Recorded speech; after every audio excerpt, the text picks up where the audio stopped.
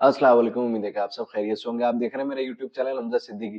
पाकिस्तान में आज 2 फैसले हुए हैं जो हर जगह हर मीडिया पे चल रहे हैं।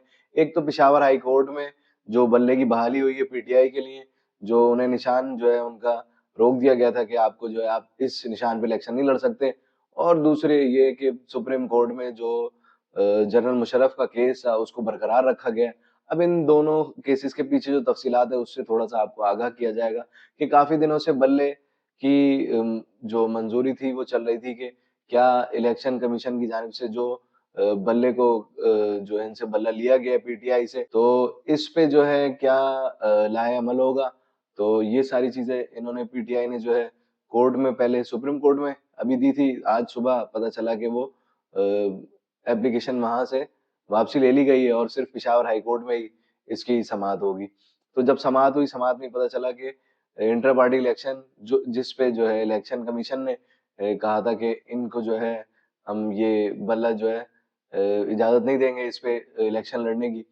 मगर उसमें ये हुआ कि पेशावर हाई कोर्ट ने कहा कि ऐसी कोई भी चीज़ जो है मंज़र-ए-आम पे नहीं आई कि जिसकी वज़ह से इस बल्ले को रोका जाए और उसके बाद उन्होंने बल्ला उन लोगों को बहाल कर दिया पीटीआई के लिए। अब इसमें जो भी एक पिछले 2 हफ्ते से सोशल मीडिया पे जो चल रहा था, मैं थोड़ा आपको उससे भी आगाह करूँ। अगर ये अभी फैसला पीटीआई के हक में नहीं आता, तो आज पेशावर हाई कोर्ट की ऐसी-तैसी होती, सोशल मीडिया पे इस्मत दरी होती, फुल इनके खिलाफ जो है ना ट्रेंड चल रहे होते। लेकिन आज जो है ये चल रहा है कि नहीं बड़ा अच्छा जो है काम हुआ है ये।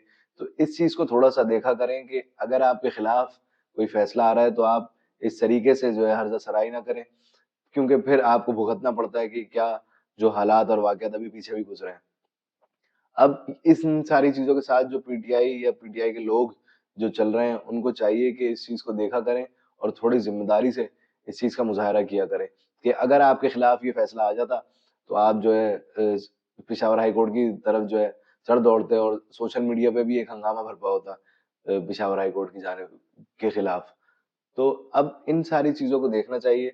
एक चीज़ और जो है सोशल मीडिया पे इन्हीं लोगों की तरफ से चल रही थी कि जो सुप्रीम कोर्ट या अदालतें हैं वो एस्टेब्लिशमेंट चलाती है, फ़ौज के अंडर में होती हैं, फ़ौज की पुष्पनाई होती है। तो क्या आज भी फ़ौज की पुष्पनाई थी? इस चीज़ का जवाब आप देंगे, मैं नहीं। तो हमें इस चीज़ को देखना चाहिए कि इल्ज़ाम लगाने से पहले हम देखें कि अगर ये हमारे हक़ में फ़ैसला आ रहा है तो ये बहुत अच्छा है और हम वाह-वाह करेंगे और हमारे खिलाफ आ रहा है तो हम जो है सारे इल्ज़ामात लगा देंगे। तो ये तरीका होना नहीं चाहिए। ये बात कई बार की गई है, एक बार दोबारा मैंने इसमें दोहरा दी है। अब अगर हम दूसरे केस की जानिब चलें कि जनरल मुशर्रफ को जो है वो सज़ाए मौत दी गई थी गद्दारी के केस में। उन सारी चीज़ों को वैसे तो उनका इंतकाल हो गया है। मुनासिब यही था कि इस चीज़ पे मज़ीद बात नहीं होनी चाहिए थी, लेकिन अगर हुई है, तो इस पे जो है सुप्रीम कोर्ट को ज़िम्मेदारी का मुज़ाहरा करना चाहिए। उनका कहना है कि जनरल मुशर्रफ की जो अहल-खाना है, वो इस केस को देखें आके और जो है इस केस को लड़ें। तो इस चीज़ को भी हमें समझना चाहिए कि जिसके घर का जो कफ़ील या जो शख़्स या सरबराह है, वो इंतकाल कर गया, तो क्या ये मुनासिब होगा कि वो केस आके लड़ें? तो इसके पीछे कानूनी क्या चाराजोई है, मेरे इल्म में नहीं है, लेकिन इंसानियत भी कोई चीज़ होती है। तो जैसे कल या परसों हामिद मीर की एक वीडियो चल रही थी, उनमें उन्होंने कहा कि अगर कोई मुल्क का गद्दार है, तो वो जनरल मुशर्रफ है। तो इस तरीके की बातें करना, जो कि उन पे इल्ज़ाम लगे या बातें हुई, वो एक अलग मामला है। लेकिन इस तरीके से कहना जो एक शख्स चला गया क्योंकि एक दीन में भी है कि जो शख्स चला गया है, उसका मामला अल्लाह के साथ है। तो क्या ये तरीक़ेकार ठीक है? और अगर वाक़ई ये गद्दार हैं और इनको जो है इस तरीके की सज़ा होनी चाहिए थी, तो क्या वो लोग भी उस इस सज़ा के ज़ुमरे में नहीं आएँगे जो उस टाइम पे मौजूद थे?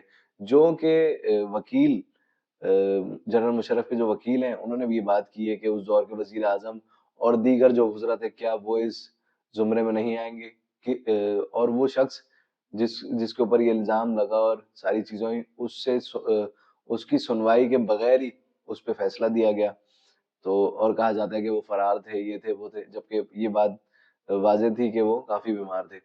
तो इस चीज़ को हमें देखना चाहिए कि क्या ये तरीक़ेकार ठीक है? और जहाँ अदालतों को दीगर फैसले जो लोग जिंदा हैं उन पे करने चाहिए, तो क्या मरे हुए लोगों का इस तरीके फैसला करना। और फिर दुनिया भर में वही बात आ जाती है कि अदालती निज़ाम हमारा कितना पीछे है। इन्हीं वजूहात की वजह से 57,000 के करीब केसेस हैं जो कि उनकी सुनवाई नहीं है। काफी ऐसे लोग हैं जेलों में जिनकी सुनवाई नहीं है, और वो बेचारे, उनके पास पैसे ना होने की वजह से वो लोग जेलों में बैठे हैं। तो अदालत इन सारी चीजों पे क्या कर रही है, सुप्रीम कोर्ट का क्या इस चीज पे लाहे अमल है, और कोई भी इस चीज को नहीं वाजे करता कि जो भी हालात और वाकयात हैं उसमें सुप्रीम कोर्ट का इंसाफ कहाँ है। तो उम्मीद है कि आपको ये वीडियो समझ आई होगी। इस वीडियो को लाजमी शेयर करें, सब्सक्राइब करें, लाइक करें। शुक्रिया।